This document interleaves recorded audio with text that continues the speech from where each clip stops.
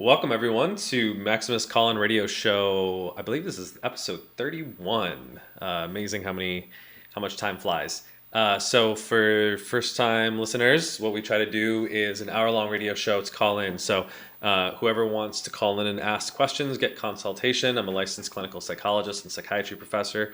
So happy to answer any and all questions that have to do with mind, body, relationships, masculinity, and hormone optimization.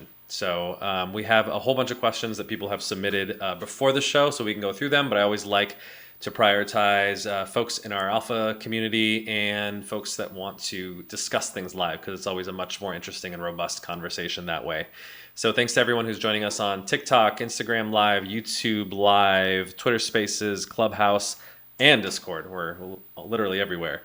So how we usually like to start out is I will do a weekly, what I call unpopular opinion, talking about an interesting topic of the week, and then we'll get into questions. So this week's weekly unpopular opinion is that no amount of alcohol is safe. And this is a topic that I always bring up, especially on social media, and it is very unpopular because people hate the fact that their drinking is unhealthy. And this was recently prompted by a Twitter thread that one of these influencers posted, posting an associational study, basically saying that moderate alcohol use is actually healthy and salubrious, meaning beneficial to your health. And I'll tell you why this is terribly problematic from a research perspective. First of all, associational studies are terribly flawed, especially when it comes to food and beverage consumption. The problem is, if you ever watch the television show Dr. House, is that people lie. People especially lie and underestimate their caloric and alcohol intake by far.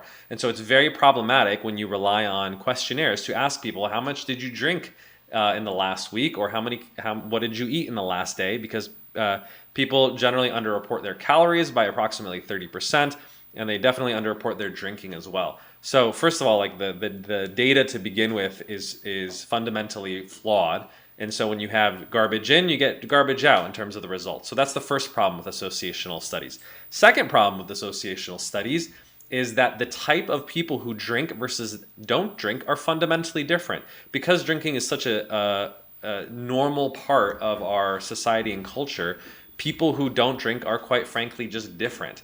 They usually do not drink for two major reasons. One, they're very religious, and so it's against certain religions like in Islam to drink.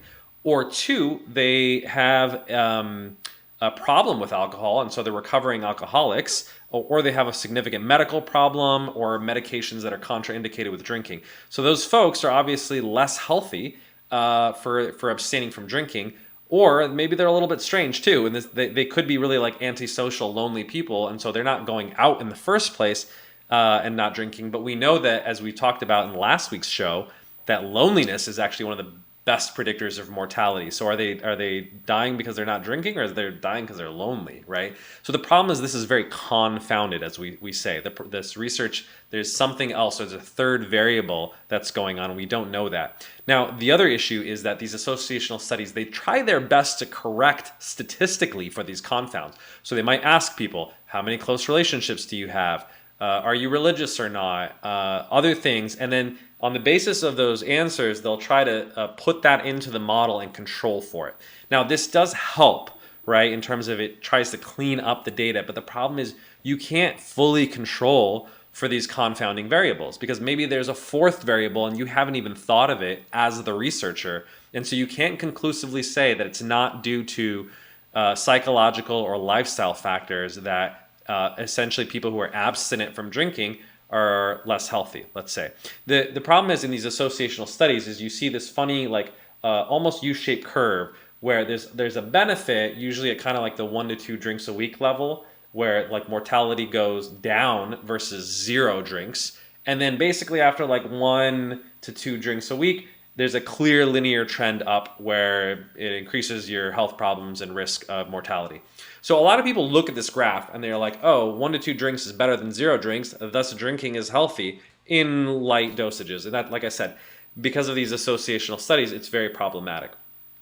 So I pointed this out with this Twitter thread, and I said, this is a garbage study. You shouldn't use this as a license to go drink.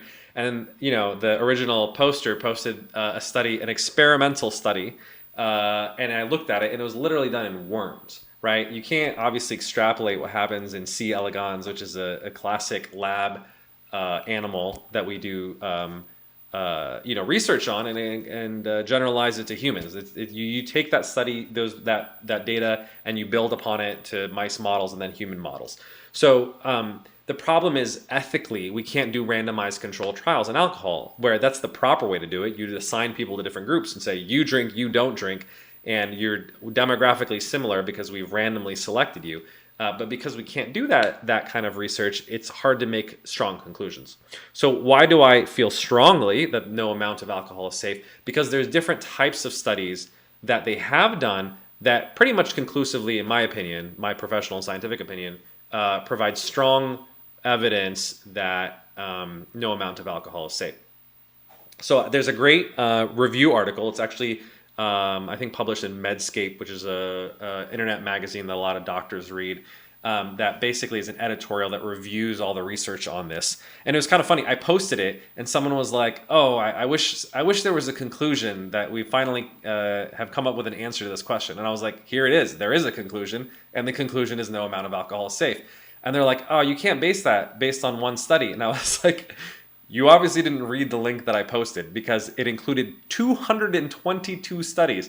So first of all, by the way, this is a great lesson in social media use, which is if someone's providing a counter argument, at least read the damn thing that they replied to, so that you actually know what you're talking about. It's kind of hilarious when you're like, oh, that's one study. And I was like, nah, it's 222 studies that included 92,000 non-drinkers and I believe 60,000 light drinkers. It's a huge amount of data.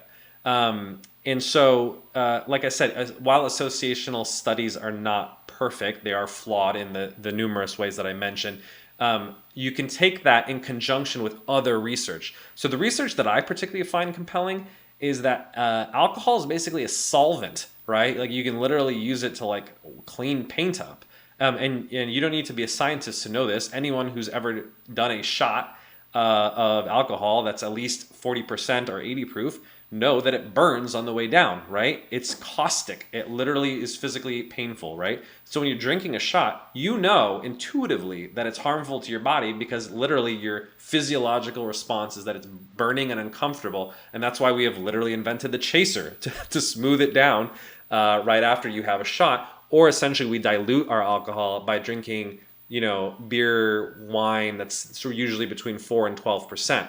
Because if you have anything above 40%, particularly if anyone here has had Everclear, right, that's closer to 80 or even close to 100%, it's terribly painful. So, and we know that there's a causal link basically between anything that alcohol touches and cancer. So, alcohol almost definitively causes cancer of the mouth, the pharynx, the larynx, the esophagus, the stomach, the colon, the rectum, and the liver, right? So it's literally, if you think about it, it's literally everything that alcohol touches on the way down and through you, it causes cancer, and then the liver obviously processes it. What's also interesting, it seems to cause other cancers too. There's a clear link between alcohol and breast cancer, which is not intuitive to people.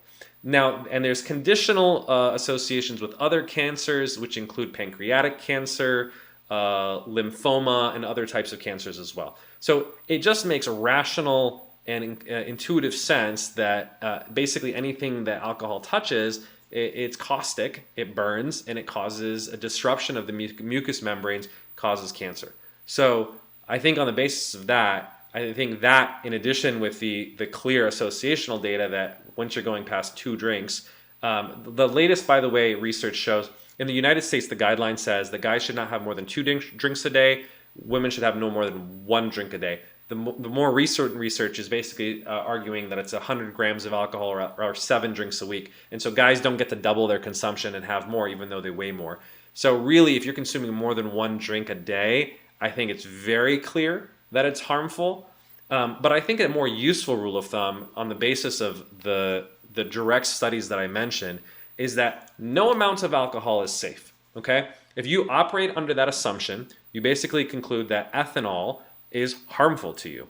Now, by the way, it's not the only thing in alcohol that's harmful. There's 15 carcinogenic compounds in alcohol, which include cadmium, a heavy metal, formaldehyde, which is obviously used to embalm dead bodies, and lead, which is poisonous or toxin and very toxic in very low dosages. So ethanol now is the primary carcinogen because it's obviously the overwhelming constituent of it, but there's a lot of other negative or deleterious compounds in alcohol as well. So if you basically operate under the assumption that no amount of alcohol is safe, it's more likely that you're going to engage in more responsible use. Now, there's a big difference, though, when I say 7 drinks a week or one drink a day between having 1 glass of wine with dinner every night versus I'm going to have 7 drinks once on the weekend. It's binge drinking that's particularly problematic.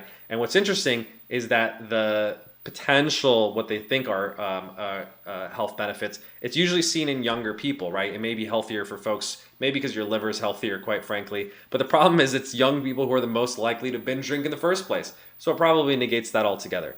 So the moral of the story is that I tell people, I'm not saying you shouldn't drink at all. That's probably not realistic. I'm a realist and a psychologist. I know people drink. All of my clients drink. That's why when I ask them, when I do a clinical intake, I don't ask people, do they drink? I ask, how many drinks a week do you drink?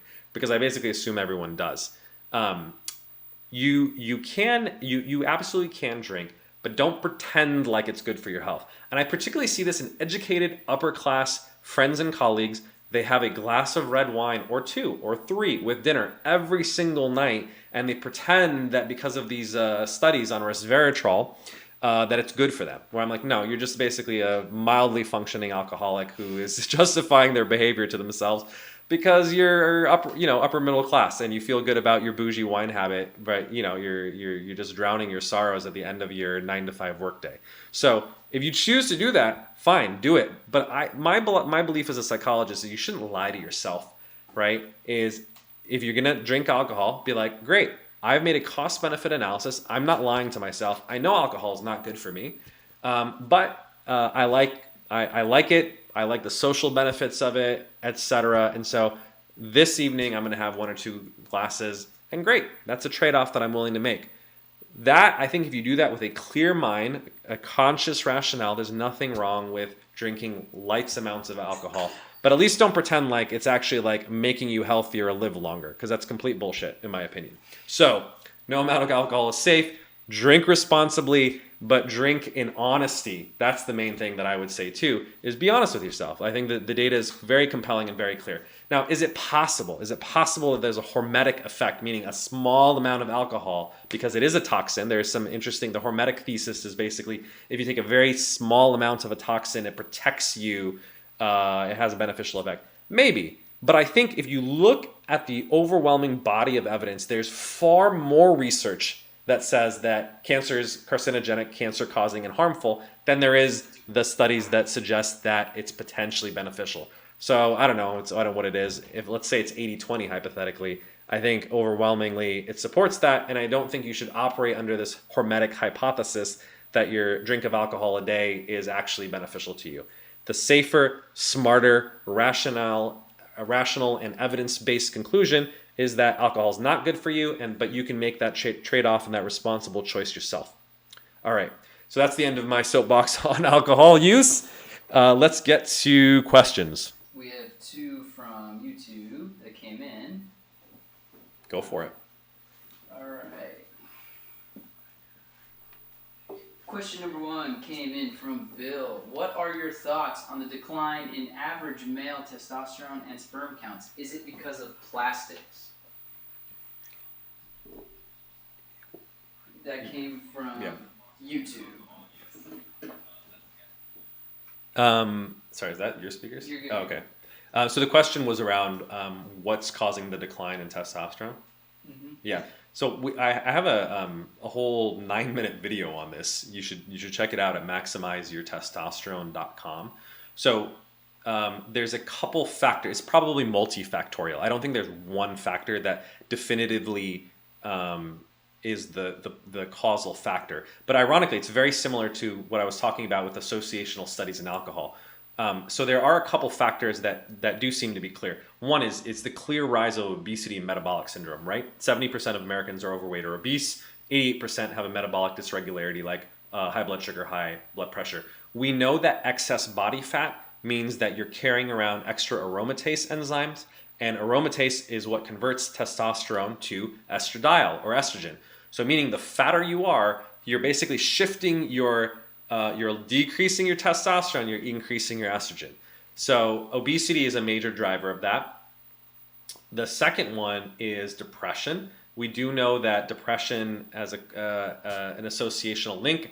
Now, it's unclear it's because of the behavioral changes, the sickness behaviors that happen in depression, or the inflammation that's associated with it, but that's a causal link. The third is smoking, but it's interestingly in the opposite direction that everyone predicts. Interestingly, nicotine is an aromatase inhibitor. So it inhibits the enzyme that I was talking about that you have more of when you have body fat. So ironically, smoking very slightly increases testosterone. Now, obviously, that doesn't mean you should go smoke to increase your testosterone. It doesn't increase it by that much. And obviously, the huge negative health benefits in terms of lung cancer are totally not worth it. But people forget that we as a society used to smoke a lot. It was the default behavior probably like 2 generations ago. And so the decline in smoking also contributed a little bit to the decline in testosterone. But the factor that I think is primarily responsible, in my opinion, because if you look at the decline, it's been going down 1% a year or 1.3% if you're looking at bioavailable testosterone. It's pretty dramatic, right? You're talking about 50% over the last 50 years or 65% if you're looking at bioavailable testosterone, which, if you compare a man of your age to a similar man 50 years ago, they almost have 2.9 times more testosterone. And I don't think that's just because of obesity and depression.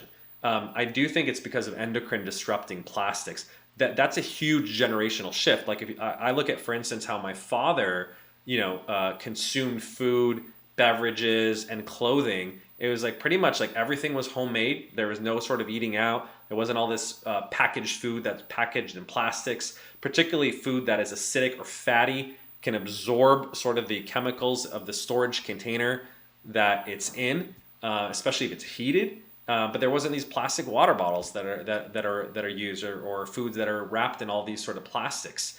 So I think that's a big contributing factor. And same thing, clothes were very simple. Like you mostly wore cotton. You're not using all these polyesters and nylons, like the whole rise of athleisure. Girls are wearing, Lululemons, not just the yoga studio, but all day out and about. Guys obviously wear polyester gym shorts, basketball shorts all the time. A lot of synthetic fabrics. Literally all of the carpeting that we use, most of the pans that most people use use Teflon nonstick coating. So all of these things together, increase the amount of load that we have in terms of the endocrine disrupting chemicals. And so while it's not definitive, it's because it's coming from so many different sources. These phthalates, these PFASs, BPA, you've probably heard about in plastic water bottles. There are, similar to the alcohol, studies that show that when you increase those specific chemicals that are absorbed through receipts, fire retardant, mattresses and clothing, they are estrogen mimickers, right? They mimic estrogen. The problem is they also they don't flush out of your system very easily. So we end up absorbing and retaining a lot of these chemicals. I think they're my hypothesis is the primary reason for the decline in testosterone and sperm count that we're seeing, which has also been going down at about a rate of 1% a year. So I think it's quite frankly devastating. I think it's devastated this generation of men. It's crazy to me that the testosterone levels have declined. And so there's a great video, by the way, if you're interested in this topic. Dr. Yusuf on Twitter, I'll post to it in the show notes or on Discord afterwards. He did an experiment actually where he tried to reduce the amount of endocrine disrupting chemicals because he stopped using like a lot of these shampoos that have a lot of artificial ingredients, stopped trying to use plastics as much as possible to reduce his load. And he actually did his blood testing in terms of his testosterone and estradiol levels, and actually did see an improvement in terms of his levels when he reduced his load. And he talks a little bit about like, look, you can't be like OCD about it, right? Where you can't touch anything or obviously use anything synthetic. You got to live your life, and unfortunately, in modern society, like there are plastics and other things. But if there's obvious trade-offs that you can make, like one thing I just say, like stop using plastic bottles and containers. You should use glass whenever you can, or stainless steel. I think those are relatively safe. And the other thing is cookware. Use cast iron. Do not use non-stick cookware whenever possible. Unfortunately, most of the pans, air fryers, things like that, they're all coated in non-stick. And while that makes your life easier in terms of cleaning, you got to be careful about it, right? So whenever I buy stuff, whether it's an Instapot, I have like a milk frother. It heats up milk and froths it. I always check. I'm like, does it have a coating, or is it just pure stainless steel? And I just try to make sure that I'm not using non-stick stuff. And then same thing with clothing. Wash your clothes the first time you buy them, even though they're brand new. They still have a lot of dyes on them. And so you want to wash them before you get it. Try to obviously use natural fabrics. I'm a huge fan of cotton, silk, wool in terms of the clothing that I use. I only use the synthetic stuff when I'm working out. I only wear it for an hour and then I take it off immediately. And then while I am a huge fan of colognes, I don't spray it directly on my skin, even though that's how they tell you it mixes with your skin chemistry. That's great, but there's a ton of artificial shit in colognes, and it's probably not good for you. I spray it directly on my clothes. It lasts longer that way, and you're getting less exposure. So those are my tips for reducing endocrine disrupting chemicals while not being, batshit insane in terms of being overly OCD. All right.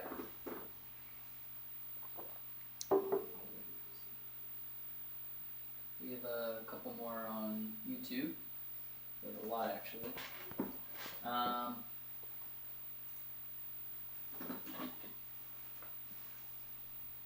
Live question via YouTube. What is your opinion for a person with ADD that struggles doing the Keystone Habit? Good question. I guess my question, you can type this in as a response, is what are you struggling with specifically? So for folks that are not familiar, I came up with this protocol called the Keystone Habit. It's what I call a meta habit, right? So the hardest thing in the world is to change your behavior, in my opinion, especially to change it in a way that's lasting and enduring. Like the great example, of course, is New Year's resolutions. I think only 20% of people end up keeping their New Year's resolution, something like that. And my thesis for why is because they don't have a system or a process in place to enact it and maintain it. And the Keystone Habit, I won't go into the full details, you should read the article, is basically a 4-minute exercise. At the beginning of the day, you write, what am I going to do for the next 4 hours? 4 minutes for the next 4 hours. You just make a plan and say, this is how I'm going to spend my time. At the end of those 4 hours, you do another Keystone, and you spend half of it, 2 minutes, looking back on the last 4 hours and say, did I do what I was going to do?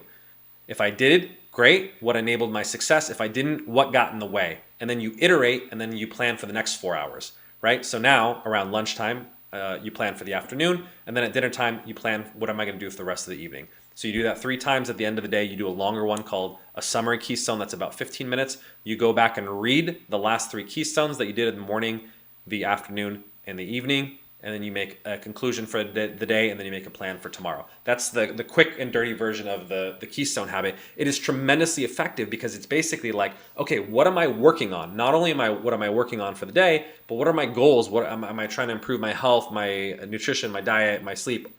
That's a way that you can iterate on these things, right? So if you got a shitty amount of sleep last night, what happened? Oh, I stayed up late. Why did you stay up late? Oh, I was on Reddit for too long. Why were you on Reddit too long?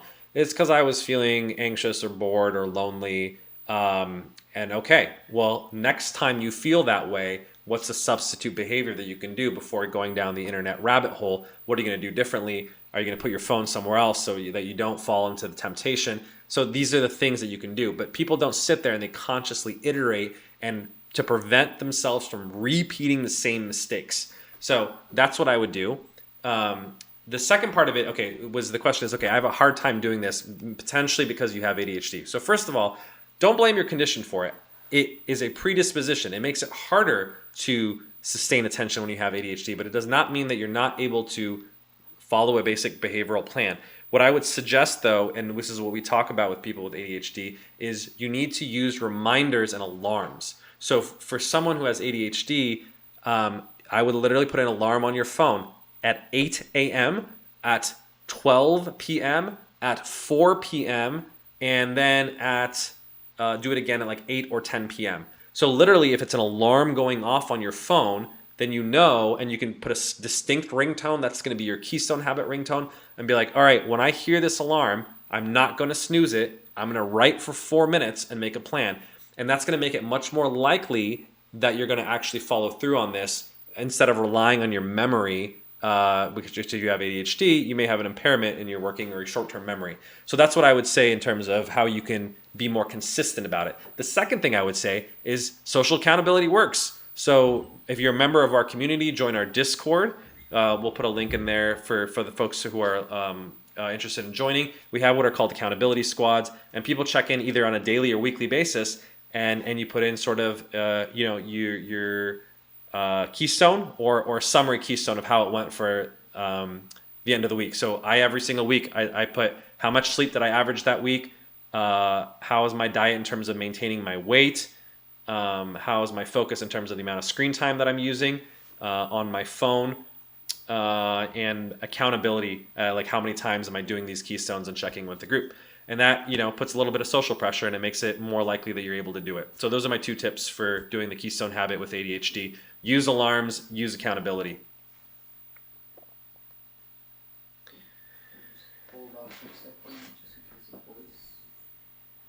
Hey, Dr. Cam. Hey there, are you calling from Discord? Yeah. So I have a question regarding. So I just started a new job.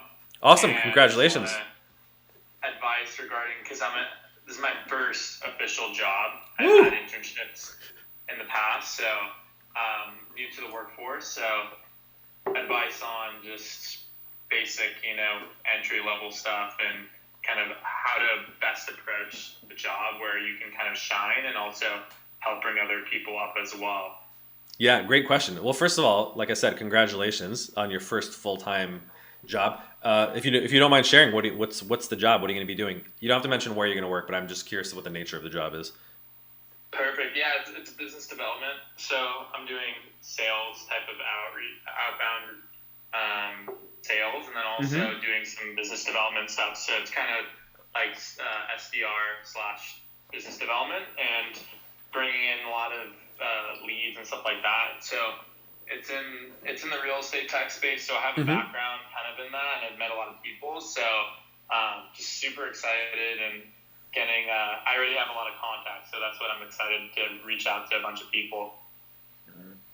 Well, yeah, that's actually a great place to start. Is you should think about starting a job as you're entering a new game, right? This is the analogy, by the way, I always tell people, like young men in particular should not be playing video games. I'll probably do another weekly unpopular opinion about that, because you're basically you're starting a game. You are entering a massive multiplayer online or in real life role playing game, and that's the workforce, right? And particularly, you're playing a mini game, which is trying to do a great job, succeed and compete at your job, amidst a bigger meta game of trying to obviously win in terms of your career as a whole.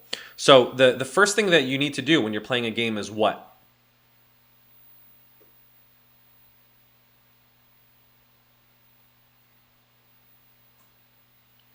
So if you were playing a game, what's the first thing you'd want to know? Oh, me? Are you talking me? Mm-hmm. Kind of like just like the kind of like the playbook, or just kind of the background knowledge on who is on your team, what is the company's mission, the history, stuff like that, so that you kind of have a general idea, like how the company got here, and kind of like how the company and you kind of coexist, I guess, kind of like the high level, and then that's what I would want, coming into it. Yeah, so if you're entering any game, you think about it like a role-playing game. What you're describing is you're understanding the map or the lay of the land, which is a great thing. And by the way, like I remember one of the first jobs I ever had was at McKinsey. I did a summer internship when I was 20 years old. I tweeted about this the other day. They literally give you a book. It's on the history of McKinsey. It's like one of the first guys who started it. And it's great context. Now, do you really need that on the day-to-day of your job? No, but if you understand the culture. That's the more important thing of the place that you're working at. It will help you succeed. Like McKinsey is a very hardworking culture, right? And you have to kind of understand that, like, at that particular place, FaceTime does matter. People want to see your face in your chair at 9 a.m. to 9 p.m. And that's how it is. And if you're not there all the time, they're going to be like, not working hard enough, doesn't want it bad enough, not going to get promoted. That's not true of other places, but at that place it is, and you have to understand the rules of the game. So that's the second thing that you do. Whenever you're playing a game, you have to understand the rules of the game. And so what's the best way to level up in terms of the rules of the game is talk to other people. That you're not going to get from a book, because the rules of the game have nothing to do with what the company says, but it's how it operates. So the best thing you can do is talk to people inside and outside of your particular game. So what you want to do is you want to obviously talk to your manager, you want to talk to other business development reps / SDR people and ask them, how do I be successful at this company? For my manager, how are you going to evaluate my performance? Like, when's my performance review? How are you going to evaluate my performance? What are the key metrics that I need to hit? Do I have quotas? Is it inputs? Like, you tell me what I'm going to be evaluated against so that I know what the rules of the game is so I can play effectively, right? So that's what you got to know. And then you get strategy, right? So then you're like, okay, great. Now I know what goals I need to hit. Tell me the best way to do it so I'm not reinventing the wheel. Like I'm just playing this game and I'm going to literally learn through trial and error. That would be a very stupid way of playing a game. So you want to ask people internally at the company. You want to ask your manager. And then thirdly, you want to ask people outside of your company, because maybe sometimes the people at your company, I don't know if they're like fellow colleagues, they may not be as helpful. I don't know if they're overly competitive, or maybe they just genuinely don't know and they're ignorant. But if you have friends, mentors who've done BD or have been in SDR at another company, similar rules are going to apply if you're a BD / SDR at another tech startup. Maybe it's not in real estate, but the other person is going to say, look, you just got to make X number of calls. This is how you do a good sales call. Those general principles are going to apply to you. So that's what I would say too, is understand the rules of the game and understand basic strategy that's going to help you be effective at winning that game. So those are the first two things that I would do. Understand the lay of the land. 2, understand the rules of the game. And then third actually has to do, and this is almost going to sound stupidly obvious, but is go above and beyond in making extra effort. You will not believe how many people, especially starting a new job or at a company, they're basically there to do the bare minimum, right? And especially in a larger company, you can quite frankly get away with it and hide, right? So if you go above and beyond, and I've seen this time and time again at startups. I was actually talking to someone who does BD and is still there at the company that I was previously at, like 5-10 years later. He was like, I've succeeded at every single job that I've been at, and it's not because I'm smarter than anyone else. I just literally put in extra effort, and that helps you win. And I feel like that's so important because it increases your locus of control, which is a psychological term for you are in charge of your destiny. It's not like you're playing some game on hard mode where you can't win no matter how hard you try. Now, there's some games that are like that. Maybe you end up with a boss that hates you and is going to undermine you. But for the most part, assuming that that's not the case, if you go above and beyond, like if you're looking at all the other BD / SDR reps and you're like, they're making 50 calls a day, I'm going to make 70. Right? Statistically speaking, you're going to probably end up, assuming you're obviously good at making those calls and you're improving your sales skills, you're going to end up doing better because you're just putting in more work than them. And I'm not saying you need to be a crazy workaholic, but I'm saying honestly, people put in 4 hours a day of God honest work, not to mention frittering around on social media doing other things. If you're more productive, even within a 9 to 5, you're gonna do better than most people. And then if you put in 1 to 2 extra hours, especially the first year in your job, you're gonna just kill people. So that's the other thing I would say is don't underestimate the value of good old fashioned focus, productivity, and hard work. And it'll honestly put you ahead of 80% of people who really just do the bare minimum at a startup. So if you want to succeed, you will succeed. That's the message I always tell people. I've been around a huge, whether it's from Harvard to McKinsey to all these places where it's literally the best of the best people. And the one thing that I've learned, the one lesson that I always tell people is the best predictor of success is how successful do you want to be? And it almost sounds, like I said, it almost sounds obvious, but it's actually not, because here's the thing.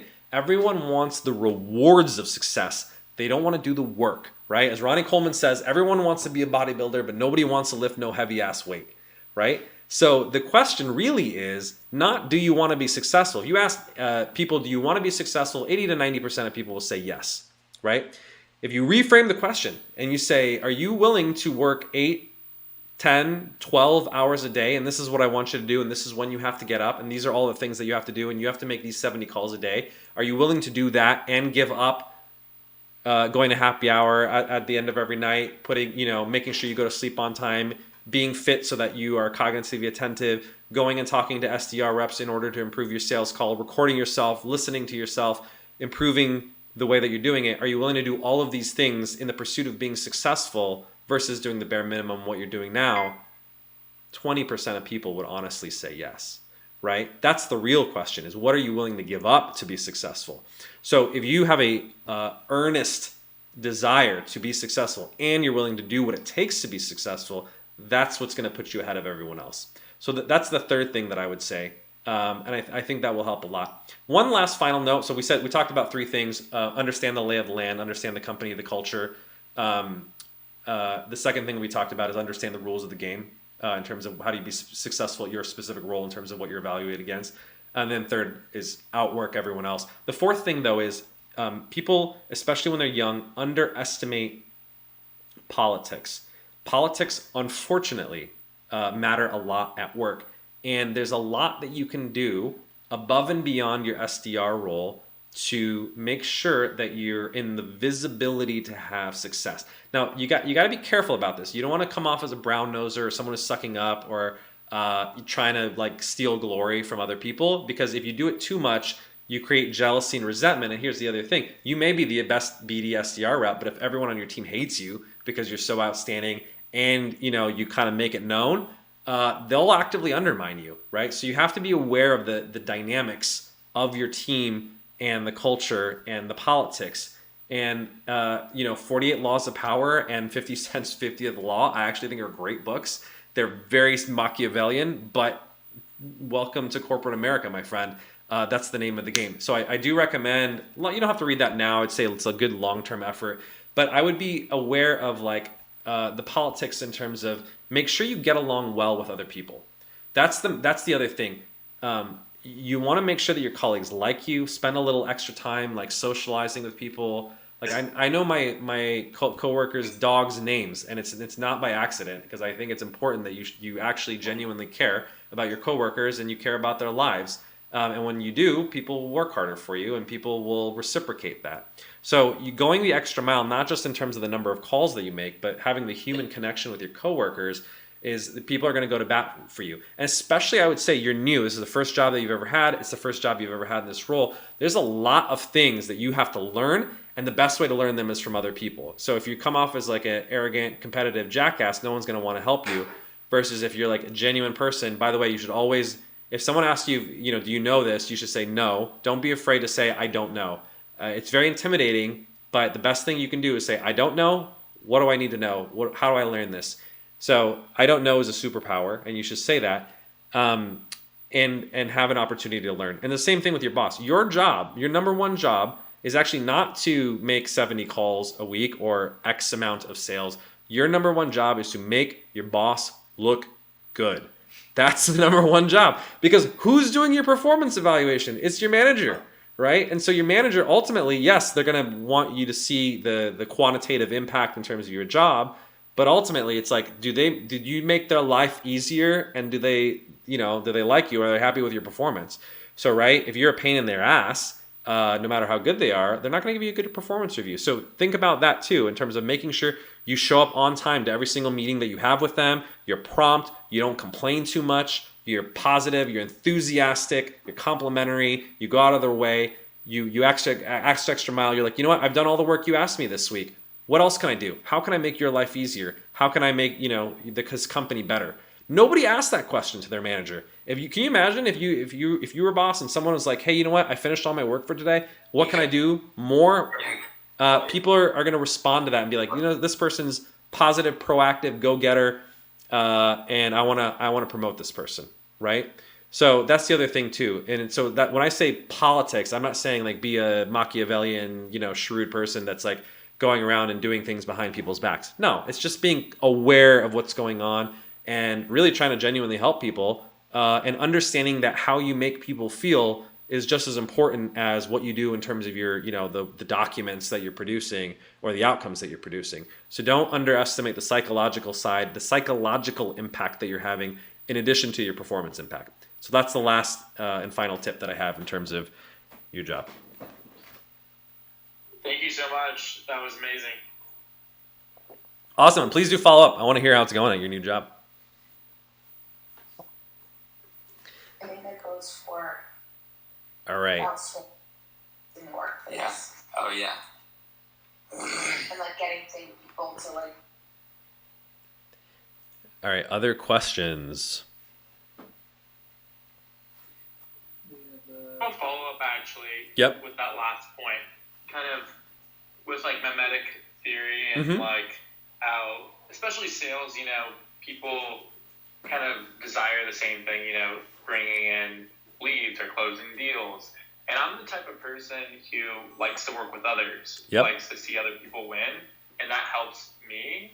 But, if you're really passionate about, whatever you're doing and you're enthusiastic and you're doing all the right things, but sometimes people see that extra effort as being a tryhard. Like, Mm-hmm. how do you kind of convey that? I know you're kind of mentioning that, but like, what are some frameworks or strategies to kind of frame that you're passionate, but you're just passionate and you're excited, but you're not trying to be a tryhard, essentially? Yeah, it's a great question, and I'll use the analogy of sports because I think it's very, very pertinent. So people will notice if you're trying harder, right? To use the sports analogy, there's lots of stories of Kawhi Leonard, Kobe Bryant, these outstanding achievers, and what you hear when you talk to the fellow athletes and coaches that trained with them in high school, college, and at the professional levels, is they would show up earlier than everyone else. They'd go to the gym. People go to the gym at like 6 a.m. They're like, the guy's fucking there with a lamp shooting, in the dark, and you'd be the last person to leave. And that is something that sticks out in people's minds, and people do know. Now that may cause some jealousy, or people are like, oh, what the hell, this guy's like working really hard. If you do it with kind of in silence and humility, like you're not sitting there and like bragging to people about it, look, there's going to be a small contingent of people who are like annoyed that you're outworking them. Not that they're actually annoyed at you. What they're actually annoyed at is that you're making them look bad, because they're like, if this motherfucker is working harder than I am, then does my boss expect me to do the same? Because there's other people who are just not going to want to be at your level. Like I said, most people just want to do the bare minimum, and you're not letting them get away with that. That's the underlying angst that they have around it. So the thing that you should be aware of is they're not mad at you for working hard. They're mad at you generally. They're mad at you either maybe because you're going to take a promotion from them, or you're going to make them look bad if they're not even going for that promotion. So be relative, like I said, do your hard work in silence. Keep your head down when you're working harder. The people that are annoying are the people who are like sitting there in the front row. The teacher asks a question, they like jut their hand out and wave it. It's that kind of attitude that I think people don't like. Versus like person who's sitting in the back studying really hard. Nobody's like knows how many hours they're studying, and then they ace the exam and they're not bragging about it.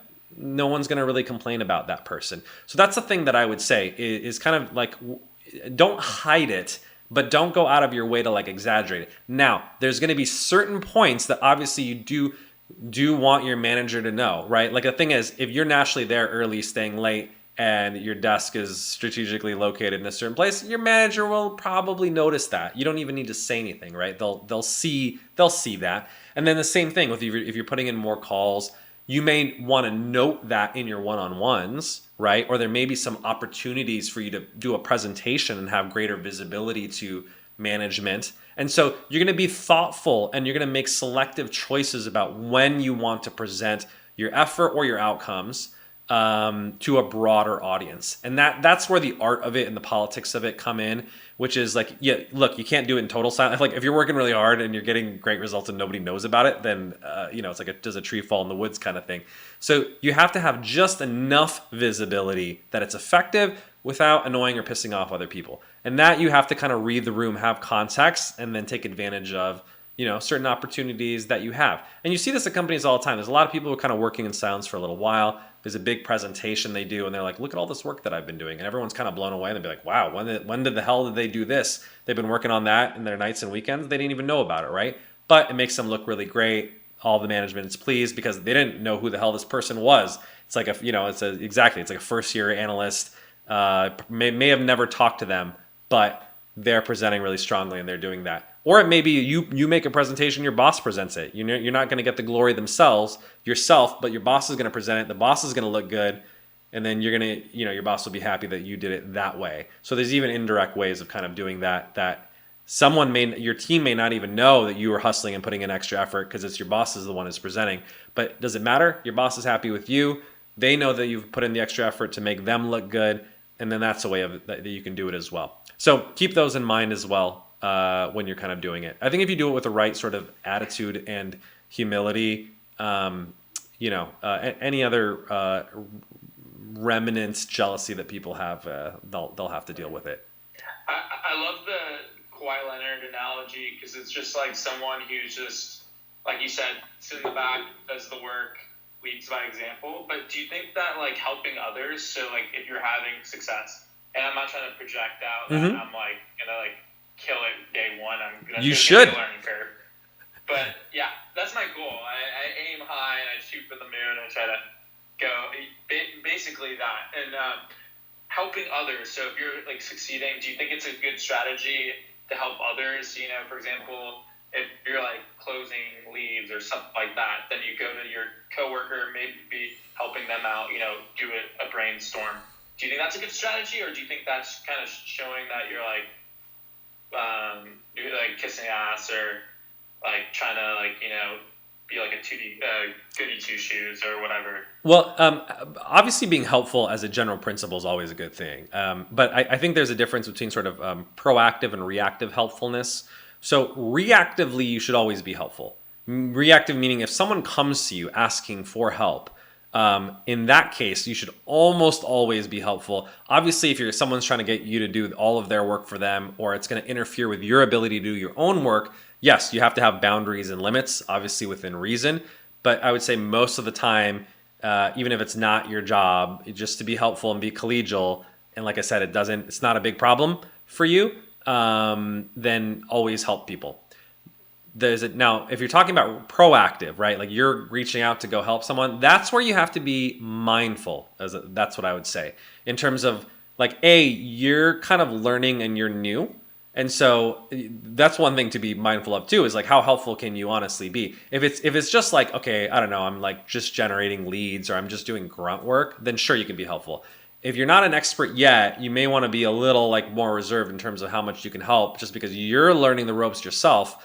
And until you have developed expertise, it's a little bit harder to help people. Like I said, unless it's a very basic sort of function or skill that you're providing. So I think I would say just, you can feel free to, as you develop and as you gain experience, the more and more skilled you become at your job, and then the more and more sort of proactively you can go out and help people.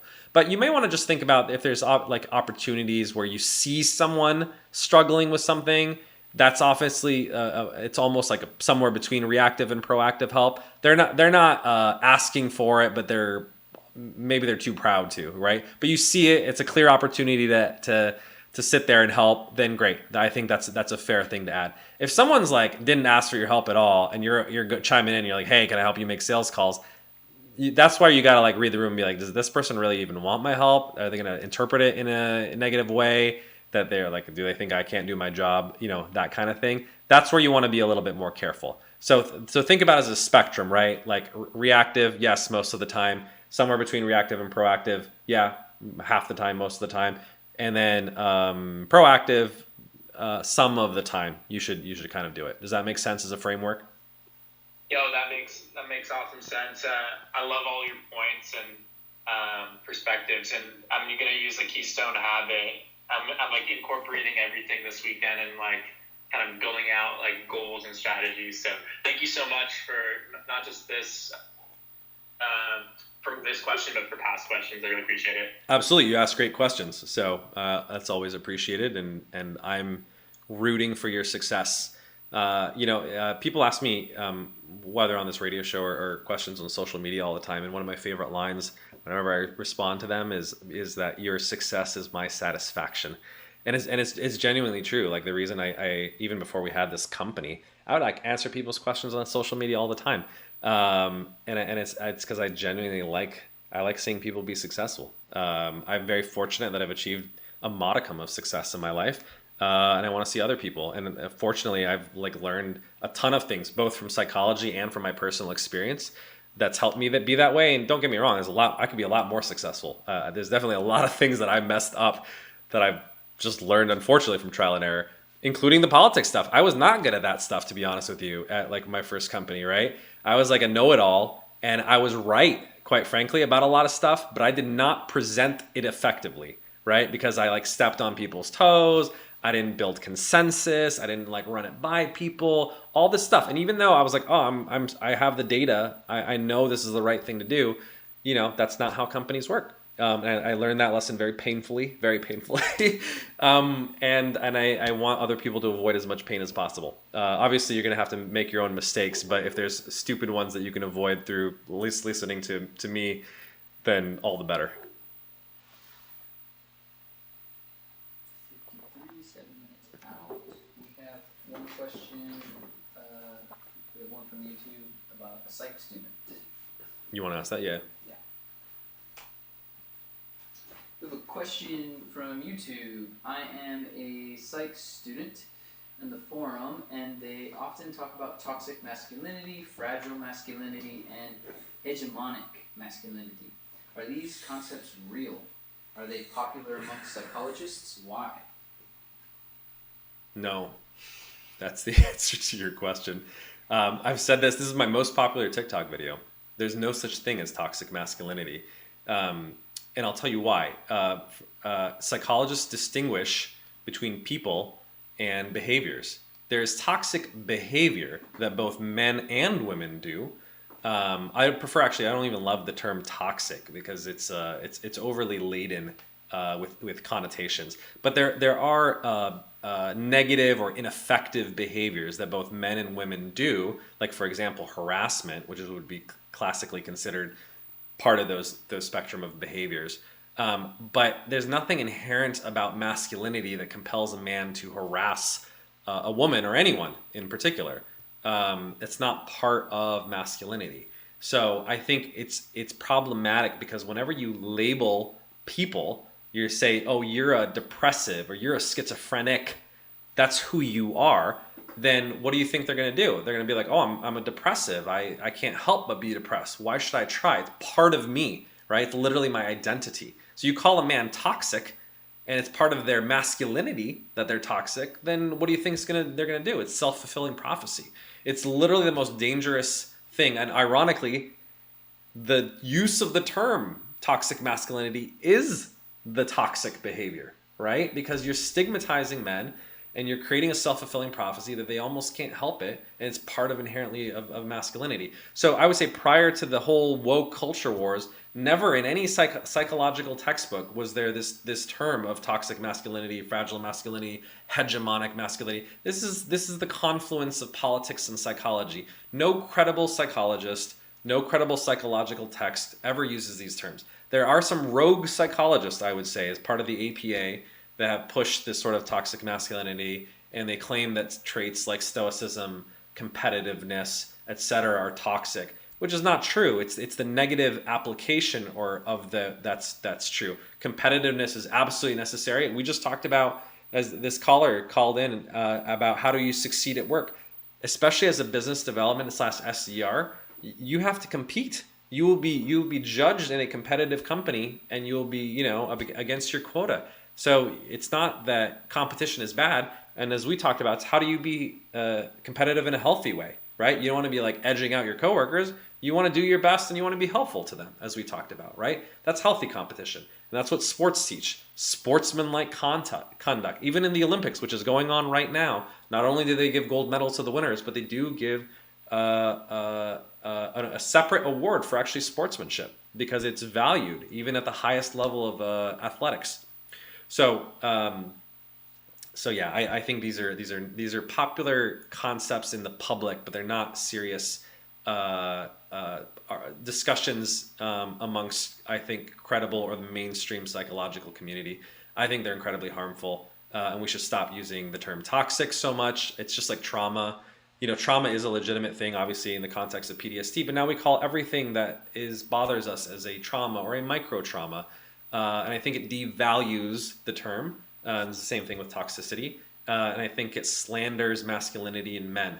So I think anyone who is using toxic masculinity is a misandrist, is a man-hater, and that's the real issue that's going on. So obviously there are things that we need to change as a society. I think there's things that men can do to be better, but the way that you change is you don't slander people. So that's my take on that. Do we have time for one more? Yeah, I got 2 minutes left. You got a burning question. Will be your last question that I'll answer. If there's anyone on Twitter Spaces, feel free to chime in, Discord or YouTube. I'm trying to find one that's relatively quick.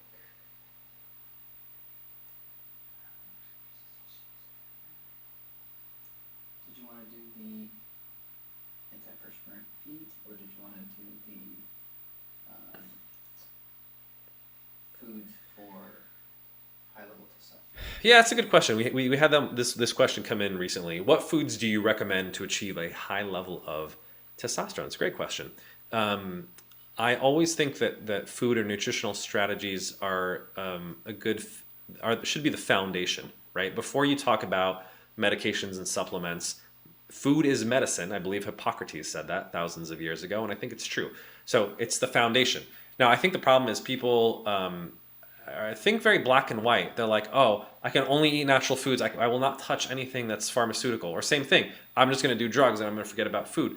If you really care about performance and success, you're going to do everything in your advantage that's going to make you, that's going to provide for optimal performance, which is food and medications and supplements, obviously within reason and under the guidance of your doctor. But you should partake in any and everything that's helpful. This is the Bruce Lee philosophy, which I very much adhere to. He would study all kinds of things. He didn't just study his particular martial art tradition. He trained as a boxer, right? And he's like, there's some elements from boxing. I'm going to take what's useful and I'm going to leave the rest. And then he incorporated all of that into Jeet Kune Do, which is the martial arts style in which he took the best of all worlds. And if you're ever curious, there's a great book he wrote about it called The Tao of Jeet Kune Do, which is his philosophy of taking that. And I think that's true for health as well. So start with food. And one thing that's very useful to understand is how is testosterone synthesized. And so testosterone originally comes from fat intake. Specifically, it's saturated fat intake, which you get especially from meats, like red meat is high in saturated fat. And particularly it's cholesterol. So cholesterol, unfortunately, has become a dirty word. People mistake that that if they consume cholesterol, it's going to increase their dietary cholesterol, and that's actually not true. We know this because the two foods that are highest in cholesterol are eggs and shrimp, very, very high in cholesterol. And they've done studies where they literally feed people, I forgot what it was, like 10 eggs a day for 30 days. And it increases HDL, which is simplistically called good cholesterol, which is beneficial, but it doesn't significantly increase LDL, or if it does, it's not the small size LDL, the VLDL that we're most concerned about. And so it's not as deleterious as we think it is. But cholesterol is sort of like the precursor molecule that gets converted into testosterone, pregnenolone, allopregnenolone, DHEA. There's a whole cascade of sort of hormones that happens. So the thing is, you don't need to have necessarily a high-fat diet, but you need to have sufficient fat. That's actually why I'm not a fan of low-fat diets, right? If you're barely consuming fat, or you're not consuming very much saturated fat or cholesterol because you're paranoid, you should be very you should rethink that, quite frankly. Now, you do want to be mindful of your lipids. I know there's a lot of debate about whether LDL, HDL are accurate measures, and depending on the time of day and when you take them, they're not always accurate. But there are some people who are like cholesterol hyper responders, and their levels skyrocket when they eat keto or carnivore, and then maybe a rare sort of genetic component. So yeah, I mean, if you have slightly elevated LDL, but all your other numbers are perfect, I would say don't fret about it. But if your LDL is like 3 to 5 times normal, then you may be a hyperresponder. That may be genetic, and you probably do need to watch your saturated fat intake. So that's the caveat I would say. It doesn't apply to most people, but I do encourage people, if you're consuming a lot of fat, you should do a blood test every year as part of your routine annual physical, and just make sure that you don't have some strange genetic abnormality that doesn't allow you to consume lots of fat. Most people will be just fine. So I think the most important thing is you want to consume a sufficient amount of saturated fat and cholesterol, because it's the precursor that will convert into testosterone. So that's rule number 1. Rule number 2 is you want to actually consume enough carbohydrates. And even though I am a fan of low carbohydrate or ketogenic diets, they may not be optimal for testosterone. If you look at the average carbohydrate consumption of ancestral or hunter-gatherer diets, they usually don't dip below 20% of calories being carbohydrates.